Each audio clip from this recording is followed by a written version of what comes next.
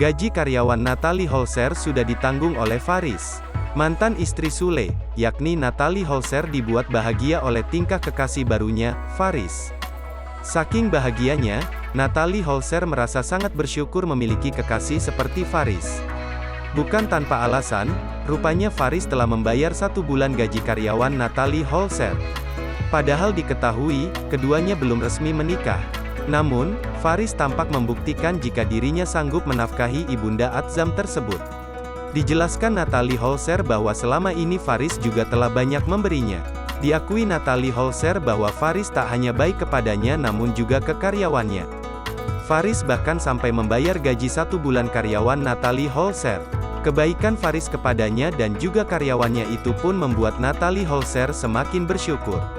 Untuk membalas kebaikan Faris, mantan istri Sule itu ingin memberi hadiah 2 baju kemeja untuk sang kekasih. Ternyata Natalie Holzer memberi baju lantaran Faris sudah membantunya membayar gaji karyawannya.